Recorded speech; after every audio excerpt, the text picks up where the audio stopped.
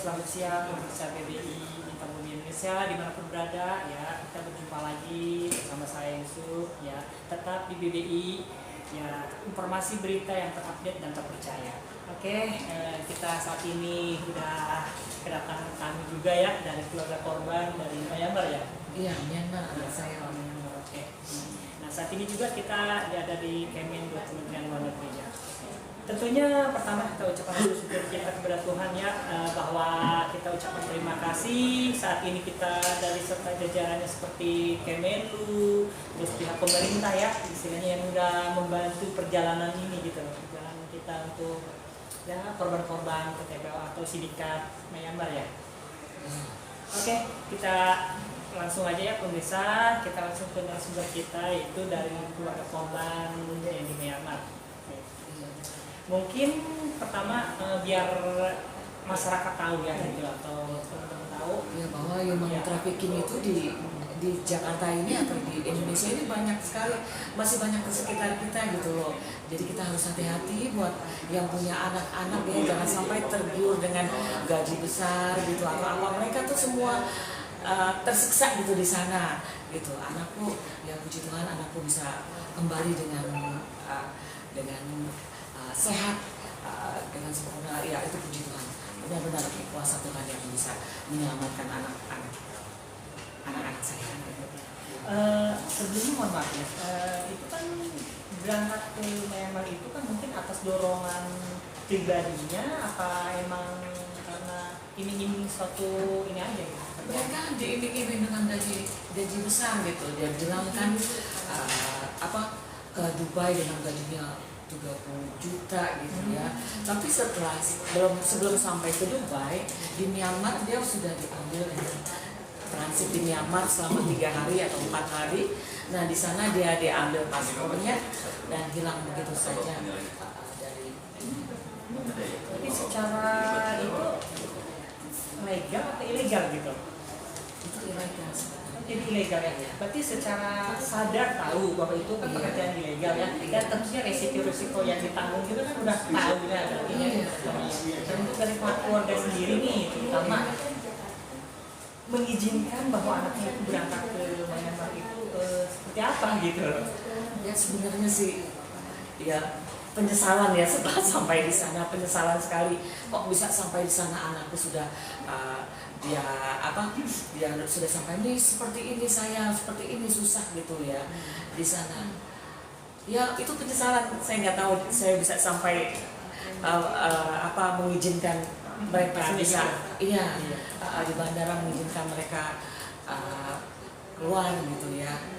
Sampai di sana mereka ternyata dijebak gitu, itu terjebak sebenarnya.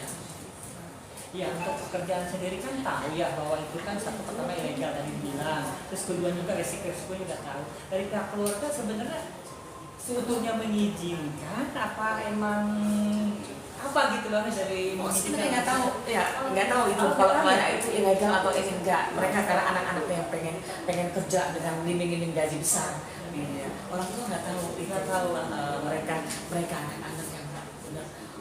Makanya mereka juga belum ini ya, belum ngerti baru pertama kali kerja baru ingin gitu ya, pengen ya ini nih di Dubai gajinya segini gitu. Ya, mereka tertipu sebenarnya. Padahal secara ini mohon maaf ya, pendidikan yang ditempuh itu ya sebenarnya ya kata tinggi ya. Bukan maksudnya yang kata gitu yang istilahnya ya baru tingkatan SMP atau SMA yang dibawa ke luar negeri. Justru yang idealisnya orang-orang yang cerdas sebenarnya. Asli ya, anak-anak cerdas. Tapi kalau untuk diintimidasi mereka tidak mau di sana. Dia di luar nuraninya dia harus menipu, dia harus ini gitu ya di sana gitu harus. Itu kan human trafficking ya, jadinya mereka udah terjebak gitu, dia harus berbuat begini, harus menipu orang, harus ini gitu kan. Tapi itu bukan hati mereka. Mereka kuat, mereka tidak mau di sana.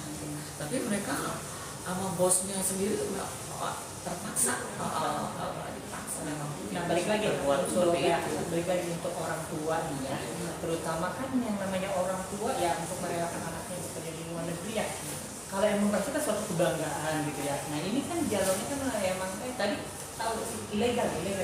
Belum tahu ya. Tidak tahu. Tapi dari faktor aja mengizinkan gitu ya. Belum tahu sebenarnya belum tahu. Sampai di sana dia telepon ya. Mami, saya begini susah, nggak pegang paspor atau apa. Kamu ngerti nggak? Sebenarnya kalau kamu tidak megang paspor itu artinya kamu adalah, iya mami memang sekarang saya orang ilegal di sana. Itu aja. Nggak tahu mereka. Nggak tahu ya. Berarti untuk keberangkatan sendiri biaya, misalkan dana nih kan nggak jauh pasti kan orang tua kan ya namanya perjalanan jauh kan pasti kan orang tua ngomong gitu. Itu Ya, gimana dia ini apa teman-temannya sendiri. Oh, Sama temannya dia ada berdua, tapi mereka urusan dengan mereka memang itu yang di bak juga teman sendiri, dia tahu. Tahu orangnya, tahu siapa yang di bak itu, ini orangnya ini tahu ya. Jadi memang teman sendiri ya. Berarti teman mereka dana itu ditanggung gitu ya. Iya, ada teman, ini teman saya, ini teman saya. Berarti secara otomatis untuk agensi sendiri, agennya nih ada dong di Indonesia ini? Ada Apa ya? memang berkeliaran ini untuk mencari bangsa. Nah, yang diherankan itu langsung dari masyarakat ya, kok bisa sampai lolos gitu loh, keluar negeri gitu loh. Padahal kan ya tadi secara apa ya, secara istilahnya kalau di Indonesia ini kan harus prosedur ya, keluar negeri itu apalagi pekerja ini ya. Kok bisa itu melewati hal itu kayak seperti itu, anaknya di imigrasinya gitu. Pengalaman itu anaknya itu gimana? Iya memang sih mungkin dari kenal ya, dia kenal dekat gitu, dia deketin gitu ya, dia ini gitu. Karena itu dari teman-teman ke teman gitu loh. Itu memang teman, orangnya juga tahu kan, ada juga yang ini memang seperti itu ya, teman dari teman ke teman. Nah dari cerita anak sendiri nih setelah pulang ke Indonesia ini kan tentunya kan ada apa sih yang dialami suka duka gitu ya. Cerita kan dengan orang tua ya, itu dan mama yang lebih dekat lah gitu. Emang sedih banget ya, udah apa pekerjaan di rumah cuma udah berdoa aja. Tapi pertama ya saya pertama jangan dia ada di sana dan sedih banget ya, ceritanya luar biasa sedih banget ya. Drama semua, tiap hari itu ada drama, Jadi pertama deh saya waktu itu Jokowi ya. Jadi saya kirim surat ke Jokowi,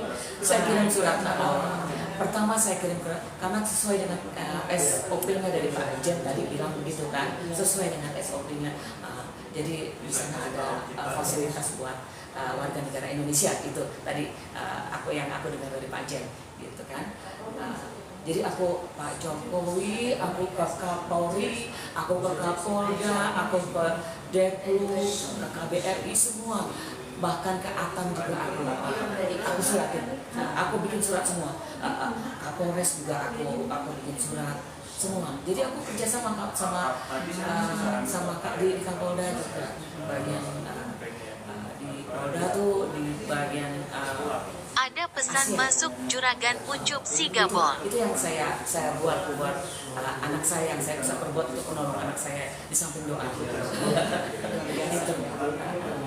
Jadi bisa yang tadi saya dengar dari Pak Jen, Pak Jen sama ya sama Bu Jenny gitu. Itu aja.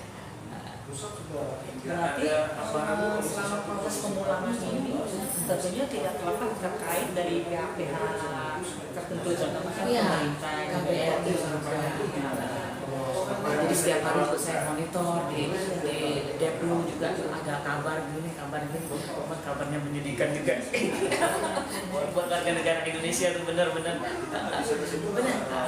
sedih sekali. Jadi itu ketika anaknya di sini ya, itu mungkin selain dia ada teman-teman yang lain. Ada banyak. Ada 3 orang. Tapi banyak dari negara-negara lain. Ada 8 orang yang pulang waktu itu yang dengan anak saya tuh ada 8 orang. Tapi itu dari Nepal, ada dari India, ada dari semua, tapi dari Indonesia, di KBRI. Ya sekarang kan udah kembali nih anaknya kan udah kemampuan gitu ya. Iya itu ya. Nah itu untuk melewati hal-hal yang kepulangan itu dari ya nggak semudah kita langsung. Ini prosesnya dengan kepolisian di sana juga, prosesnya banyak ya. Tapi sudah dipegang dengan KBRI, udah tenang aku, jadi jangan kemana-mana nanti kamu diculik kan. Iya nanti udah bilang kemana mati-mati. Iya mami enggak, pokoknya di KBRI aja kan. Aman gitu. Mereka juga takut diculik juga nanti diculik. Ya kita doakan aja ya yang lain udah pulang kembali kan ke Indonesia sehingga apa yang diharapkan ya udah kebahagiaan itu kembali lagi ya. Tentunya ini mungkin ada pesan dari anaknya di sini ya untuk teman-teman yang istilahnya masih di sana gitu yang proses ini sedang berjuang lah di sana gitu. Ada sesuatu disampaikan dari sebagai orang tua gitu ya, karena kan yang namanya seorang anak kan pasti rindu kangen dia ya. Kalau dia sih bilang mentalnya harus kuat gitu, kita harus pulang kuat gitu aja. Kuat dia ini begitu mami, Medi kuat kok mami kuat, iya itu aja yang dia semangatnya dia gitu. Dia punya semangatnya yang luar biasa. Makanya saya bilang ini pahlawan. Iya. Terus ada cerita misalkan selama di PT itu maka ya misalnya kita di lu misalnya kita apa gitu ada ya mereka tuh udah siap-siap udah untuk untuk beli alat-alat setrumnya udah ada yang dia juga nyaksiin sendiri temennya nih ada dia cerita. Boleh juga sih nanti kalau seandainya anakku sendiri cerita ya. Orang dari Nepal itu diikat ya. Namanya Nira. Diikat, dia nggak dikasih makan, dia nggak dikasih apa, dipukulin, dia bilang. Medi bilang begitu, nih temen Medi dia walaupun di mana dia juga aku jadi merinding ya. Gimana di situ kan juga buat mental anakku jangan sampai mental anakku nanti hancur gitu ya. Dipukulin dia nggak dikasih makan, kasihan dia bilang. Ya kita nggak bisa ini doain aja dia supaya ini bisa dia dimintain uangnya, orang tuanya dimintain uangnya sampai ratusan juta ternyata dia tuh bisa dia orang tuanya ini kasih uang gitu kan sampai 500 juta ya 500 juta tapi masih kurang aja dia terus minta kan uang dan ternyata dia ini dari mungkin juga dari ini pemerintahan Nepal juga kirim polisi lah untuk sana untuk sergap. Nah dari situ lah tentunya sebagai orang tua ya mendengar keluh kesah anaknya, kesedihan anaknya, apalagi kalau mendengar ya sistem kerjanya kan bisa ya. Perasaan orang tua tuh bagaimana gitu pas mendengar hal itu gitu. Kayaknya udah nggak ada tulangnya, hancur banget. Hancur banget benar. Jangan ini ya. Karena kenapa itu sampai dipukul begitu? Karena apa? Ini mami katanya dia bilang dia nggak bisa bahasa Inggris, dia bilang begitu. Ini orang Nepal sebenarnya bisa mami Medi ngerti dia bisa bahasa Inggris, cuman karena memang dia logatnya mungkin orang India kan lain dengan orang Indonesia karena Medi juga kan biasa keluar negeri juga Medi juga kan, jadi dia nggak bisa logatnya, dia nggak bisa. Medi kadang-kadang juga nggak ngerti, dia bilang begitu. Tapi karena dia nggak ngerti Cina sama dia kayak orang Cina ininya di sana kan, jadi dia nggak ngerti bahasanya dia, jadi main pukul aja gitu karena nggak bisa ini. Kalau anaknya kan memang dia sarjana, jadi orang sana dia apa bisa tanya sama anak-anakku gitu dia sarjana ya. nanti perjuangan anak di sana ya, memperjuangkan agar dia bisa kembali ke Indonesia ya. Orang tua juga di sini berusaha ya, istilahnya biar anaknya bisa kembali ke Indonesia. Luar biasa. Jadi tidak mudah ya perjalanan itu untuk kembali ke Indonesia juga.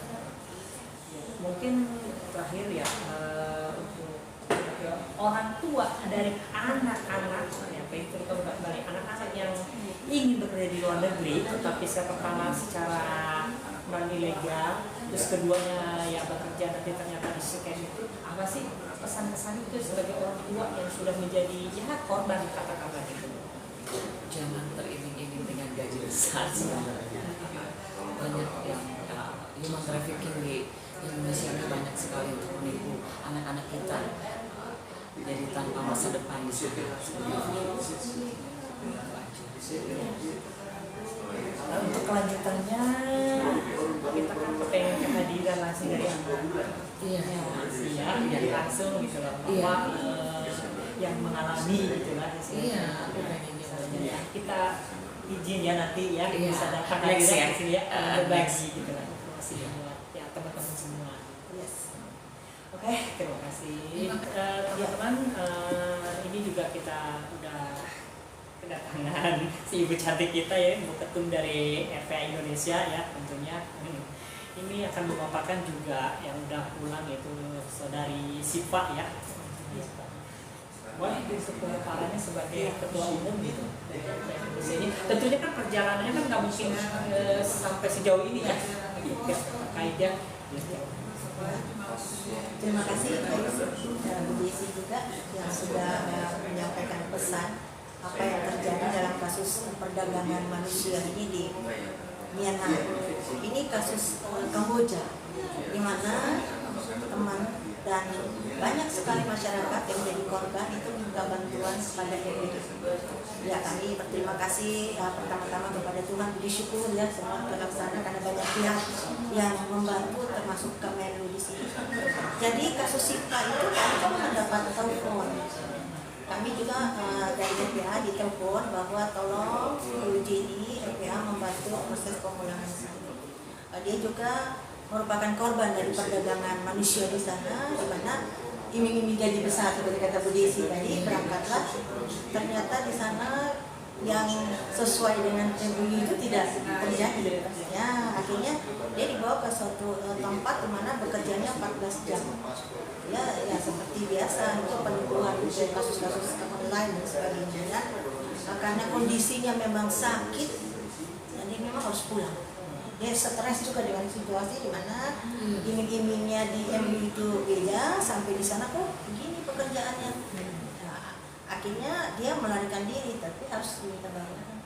Nah, tadi satu orang kan harganya 100 jutaan lebih. Wah, luar biasa ya. Dan akhirnya kami berterima kasih untuk pihak-pihak terkait dalam hal ini juga pemerintah Pak Prabowo ya, Kemenlu, KBRI, dan nanti akan disampaikan oleh teman-teman yang lain bahwa kami membantu proses SPLP, pembuatan SPLP, dan juga nanti dilanjutkan ke imigrasi, dan kita bersyukur bahwa sudah sampai dengan selamat di Indonesia. Ya, penerbangannya tanggal 15 kemarin cuma karena dalam keadaan kondisi, jadi langsung ke Brebes. Jadi Siva sekeluarga dan juga dari Desi yang mereka mau bersyukur dan berterima kasih karena mereka melihat ini prosesnya dan juga mujizat. Karena banyak korban-korban yang mereka lihat berjatuhan di sana. Jadi memang ini warning ya untuk semua generasi muda. Ini benar-benar saya melihat ini krisis ya, krisis apa yang terjadi di negara ini. Sehingga kok setiap hari kami termasuk Pak Yusuf kan dapat telepon juga. Betul. Karena kami kan banyak dibantu dengan berita-berita ini sehingga banyak masyarakat tahu ini bahwa RPA siap membantu. Dan bukan hanya proses pemulangan, mereka di sana juga tidak ada makanan, tinggalnya di emperan toko. Jadi sangat memprihatinkan. Kami sendiri RPA mengusulkan supaya pemerintah memperhatikan ada rumah singgah shelternya bagi mereka. Karena apapun yang kami perjuangkan, apalagi itu yang menjadikan itu perempuan muda, anak muda generasi Indonesia. Itu untuk kasus Kamboja yang bisa pulang kembali selamat. Mungkin ini penasaran ya teman-teman juga, ini kan yang pulang minggu ini kan namanya saudari Siva Iya. ya. itu sebelumnya itu kan ya terkontak juga dengan LPA kan LPA Indonesia ya. Itu saya dengar pemberitaan terakhir itu sampai dirawat di sana ya. Iya, rawat sakit. Jadi sakit. Jadi kalau anaknya Bu Desi ini luar biasa sehat ya. Padahal ini kasusnya Kamboja sama Myanmar ini lebih parah. Kalau saya dengar cerita lebih parah Myanmar karena mereka berhadapan dengan kelompok senjata. Kalau di Kamboja ini hanya dengan sindikat, itu pun kalau mental yang tidak kuat ya sakit karena mereka kan lihat lain dong di Indonesia dengan kalau kerjaan itu berarti skill SDM kita semuanya itu memang sebelum kesana tuh mereka harus dipersiapkan benar-benar harus dilihat agensinya yang memang tidak ilegal, yang memang benar-benar tercampur main gitu loh Pak Yusuf.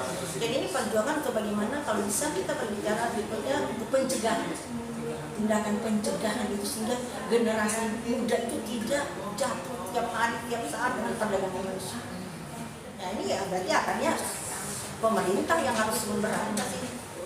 Ya seperti saya katakan di media dan juga di beberapa tulisan bahwa jangan hanya yang diberantas itu kaki tangannya, akarnya ini agensi-agensi ini harus diberantas kalau memang jangan sampai terjadi hal demikian dan harus kesadaran dulu dari masyarakat ya. Jadi kata Ibu Desi tadi benar-benar generasi muda yang teriming-iming dengan gaji besar ini hati-hati. Ya, sebagai menanggapi dari ketua umum ya, dari Indonesia ini kan tentunya masyarakat juga ya yang masih gitu loh terjebak di sana gitu istilahnya yang benar-benar ya butuh tempat atau misalkan apa sih istilahnya yang benar-benar merangkul lah gitu. Tapi ini kan terutama kan di sisi lain kan di bidang sosialnya ya. Nah, untuk ketua umum sendiri itu memaparkannya untuk teman-teman nih yang masih terjebak di sana ataupun misalkan ya mau kemana itu mereka istilahnya itu harapan gitu loh dari ketua umum sendiri gitu. Iya. Terima kasih Pak Yusuf karena saya tahu media Pak Yusuf dan juga banyak media-media lain mau membantu sehingga mereka tahu bahwa ada nih namanya RPA yang siap membantu untuk proses dan tadi dalam audiensi dengan Kemenlu sudah kami sampaikan ya apa yang menjadi keluhan dari teman-teman yang ada di sana. Bagaimana kita ini bukan negara diliput, kita ini negara besar, negara Republik Indonesia yang punya power, yang punya kekuatan. Kita punya fasilitas itu tidak ada. Kasihan mereka tuh di emperan-emperan toko. Saya sendiri dan juga Pak Yusuf jam 2, jam 1, jam 3 pagi itu menerima telepon. Saya tidak tahu nomor telepon kami berdua itu ada Bu Desi. Mereka telepon itu menangis kelaparan dari perempuan, ada juga laki yang benar-benar tersentuh rasa kemanusiaan kami sehingga tadi kami sudah serukan bagi pemerintah dalam hal ini kalau bisa ada shelter lah, rumah lah tempat mereka. Oke lah mereka berbuat kesalahan, tapi masa kita biarkan warga negara kita di emperan-emperan toko, untuk telepon Pak Yusuf, telepon kami, ya kami ini bukan siapa-siapa, tapi kami ini punya hati untuk menolong. Dan kami sudah menyuarakan dan kami buktikan RPA mampu untuk memulangkan banyak sekali korban-korban daripada perdagangan manusia. Ini negara besar yang punya kekuatan besar yang sebenarnya harus berperan besar. Dan apapun kami berterima kasih untuk KBRI bahwa mereka sudah memfasilitasi dengan baik. Ya, tapi kan masalahnya di sana kan banyak korban. Tetapi kita harus buka mata juga bahwa negara kita ini negara besar. Ini kita menuju Indonesia emas. Ya di dalam negeri sudah diadakan makan siang gratis. Lalu bagaimana? Itu generasi-generasi muda di sana yang tidak bisa makan siang, yang terjebak dan jam 1, jam 2, jam 3 pagi telepon kami nangis, mereka lapar, mereka tidak ada makanan.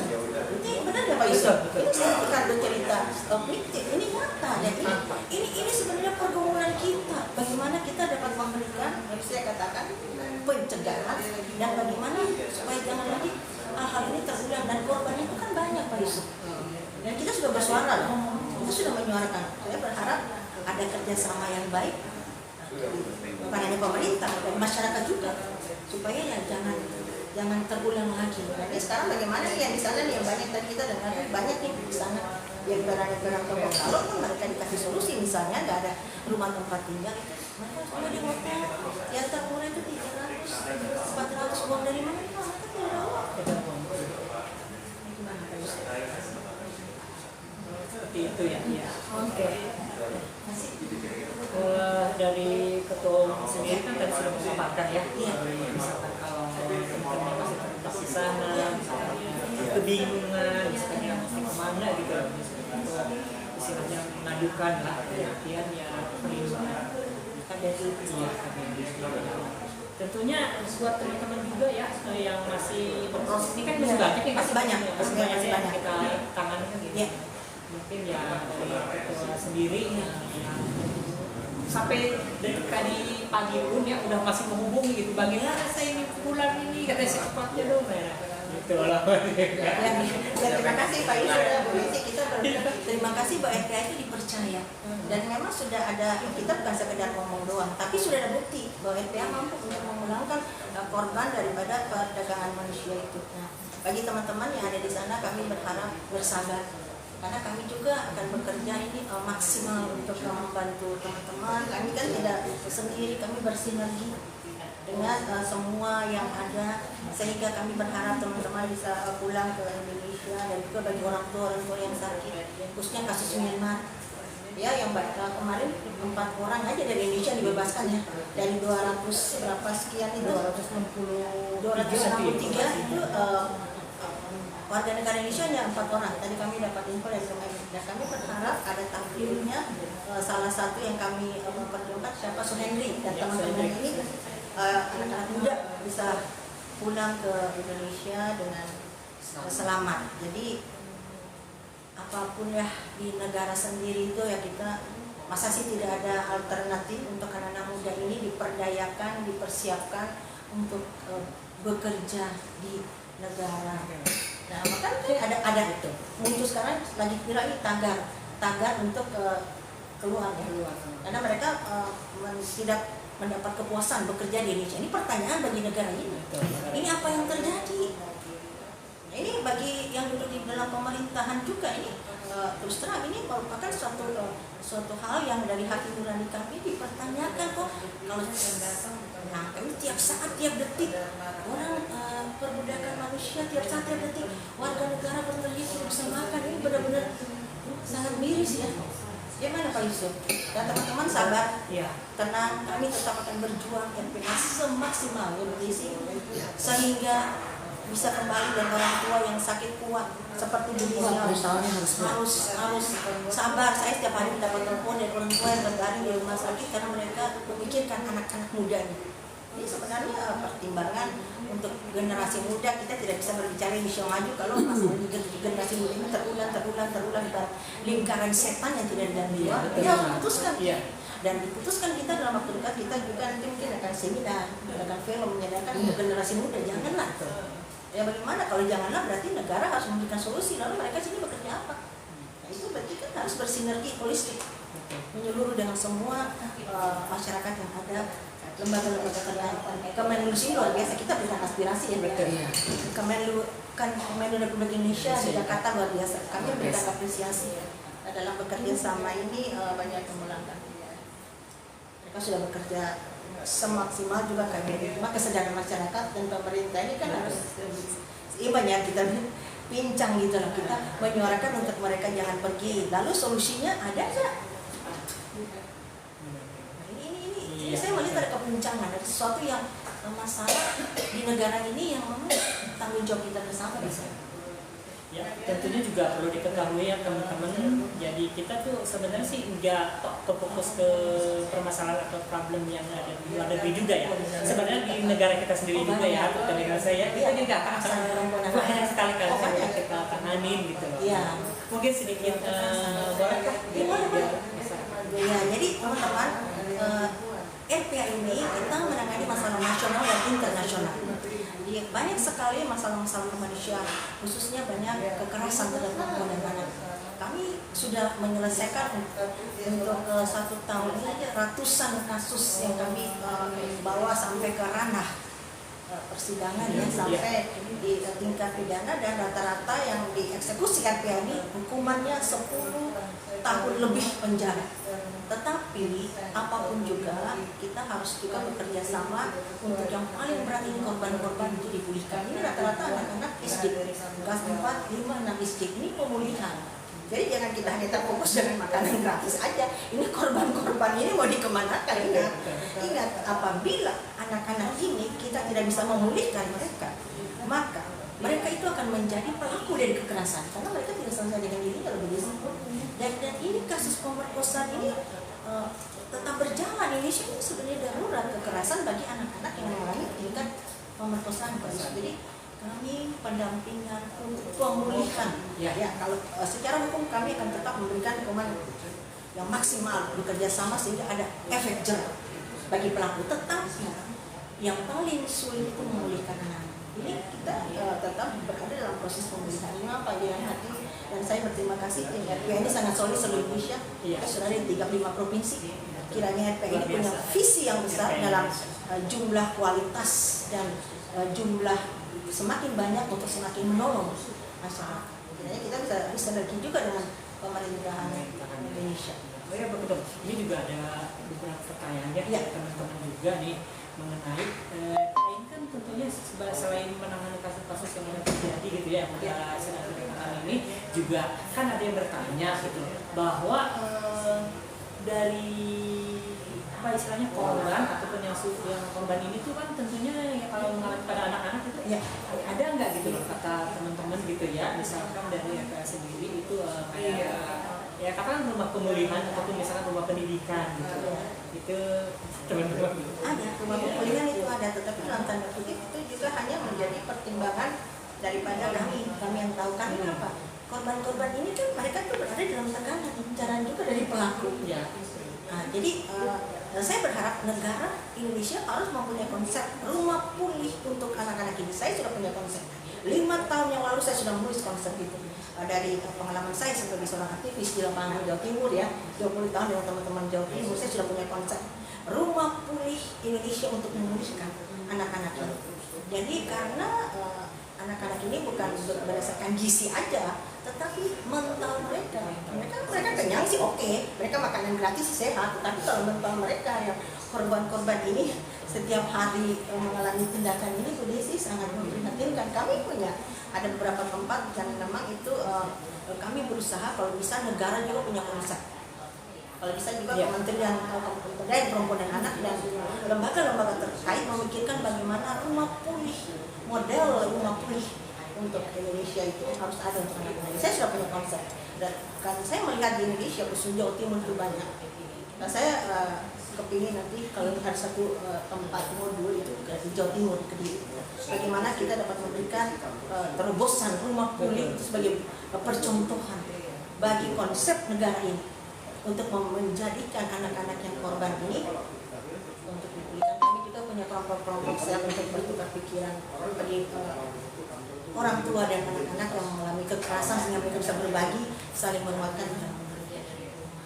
Terutama harapan kita ya dari PDDC juga ya dari pertanyaan untuk pendidikan terutama ya kan pendidikan secara fisikis kan mereka kan terganggu ya sebenarnya proses umum lagi kan ini untuk harapan RPA juga terutamanya kepada pemerintah Indonesia ini ya rumah-rumah sebenarnya pendidikan lah gitu rumah pendidikan gitu. Ya kalau pendidikan biasanya mereka bergaul terus. Biasanya itu untuk mengamankan dari saran dari polisi atau juga pihak-pihak terkait yang mereka di tempat itu karena pelakunya kan di situ kita sudah tahu. Jadi biasanya kami menjauhkan dan lebih sulitnya kalau pelakunya itu tinggal satu rumah. Pelaku kan biasanya orang terdekat, omnya, tetangganya, opanya, kakeknya dan sebagainya. Jadi konsep rumah pulih pemulihan untuk anak-anak ini harus menjadi pekerjaan rumah dari kementerian terkait negara Republik Indonesia. Jadi infrastruktur oke, tetapi kalau generasi-generasi yang muncul adalah generasi yang pincang di dalam kepribadiannya, maka tanda tanya besar bagi negara ini kemudian kasus yang pelaporan tiap hari ke RPA paling sedikit 10 kasus per hari, tiap detik, tiap menit kami mendapatkan laporan kekerasan tentang perempuan dan anak, khususnya anak-anak di bawah umur, anak-anak SD kelas 4, 5 dan 6. Itu berarti ada sesuatu yang terjadi di negara ini, krisis moral dari orang-orang dewasa ini memang mata rantai yang ibarat lingkaran setan lah yang harus diputuskan. Kepincangan sosial itu jangan kita hanya melihat dari sisi gizinya, tetapi juga mentalnya. Ini banyak korban-korban, ini banyak apa lah. Ini mereka punya rumah pulih kan, mereka mau lalu juga sedikit pajak naik, lalu tolonglah sumbangsi untuk ini korban-korban. Mau dikemanakan mereka? Harus ada pemikiran-pemikiran yang jernih ini bagaimana? Dan mata rantai untuk laporan yang berbelit dipuskan. Banyak mereka mengeluh, ini kita mau melapor ibu begini, aduh prosesnya itu panjang. Kalau bisa itu diputuskan mata rantai, tidak turun langsung tangani. Kalau laporan masuk ke LPH hari itu juga kami turun, kami lapor, kami tangani, kami selesaikan. Tidak dalam hitungan berjam, menit LPH akan serempak dulu. Jadi penanganan kasus ini sangat lama. Kenapa? SOP-nya panjang, berbelit-belit. Ini mau dibawa kemana kasus-kasus kekerasan pada perempuan dan anak ini? Udah jadi itu penanganannya ini, saya melihat penanganannya di negara kita dalam tanda kutip ya masalah besar, tidak selesai kasus ini. Jadi dari segi penanganan hukumnya, dari segi pemulihannya ini belum jalan, sehingga terus terjadi itu dan kelihatan setiap hari, setiap saat mendapat laporan dari masyarakat, karena masyarakat percaya dan kami RPH tidak menyia-nyiakan kepercayaan masyarakat. Kami akan tunjukkan, buktikan bahwa kami mampu untuk menolong dan keluarga. Ini juga kemarin masuk nih Iya. 2 hari yang lalu. Ini kenapa kita perlu sampaikan ya, karena ini istilahnya edukasi buat remaja-remaja perempuan itu. Iya. Nah, kemarin kita dapat lagi masukan, bukan masukan sebenarnya laporan dari orang tua ya. Kan ini yang kasusnya ini kan broken home nih, jadi orang tuanya udah ada, terutama seorang ayahnya nggak ada gitu. Nah, pola asuh didik ini kan anaknya kan diasuh sama seorang ibu, kemarin kan begitu bercerita. Nah, dia tuh kebingungan harus mesti bagaimana gitu ya, atau laporan kemana gitu loh menangani anaknya ini. Anaknya ini masih sekolah, usia SMP lah, paling SMP gitu. Nah, tapi anaknya ini sudah ada di rumah, dia selalu nginep ke rumah teman gitu. Nah, dari perilaku nginep ke rumah teman ini, akhirnya sikap si anak ini ya di luar keinginan orang tua, melawan lah gitu istilahnya. Nah, dia ini kemarin ngadu ke kita, terutama ya ke Indonesia kan kita lihat orang harus ngadu kemana dan bagaimana tindakan yang harus diambil, katanya gitu betul ya. Karena apa? Karena sudah bingung gitu, anak udah melawan, istilahnya ya nggak mau nurut lagi sama orang tua gitu. Ya, terima kasih Pak Yusuf. Pak Yusuf ini juga luar biasa, ini Ketua DPD Jakarta Selatan. Ini Bu Desi yang bekerja untuk kasus nasional dan internasional. Kalau ada, wah luar biasa ini Pak Yusuf punya sumbangsi. Tapi itu saya kembali lagi, kita masyarakat Indonesia harus tahu bahwa keluarga adalah pusat pendidikan. Itu pendidikan bagi saya itu nomor 1, pendidikan. Oke lah, artinya bagi saya ketika anak-anak itu, ini sebenarnya programnya Satu Keluarga Satu Sarjana itu pendidikan itu bagus. Saya sangat menginspirasi karena apapun sumber daya manusia kita itu juga lemah. Karena keluarga-keluarga ini harus dibekali orang tua itu bahwa mereka itu sebenarnya pusat, mereka itu cermin, mereka itu teladan bagi anak-anak. Nah ini kan ada yang rusak di sini. Nah itu makanya saya bilang kita punya konsep rumah pulih itu seperti apa? Kalau ada tempat untuk mereka dapat berbagi, tempat untuk mereka dapat share, itu sangat bagus. Nah, ini lagi dibangun RPH ya. Ya kami lagi membangun dan saya sendiri sudah punya konsep itu ya, kita berjalan aja, semoga terrealisasi.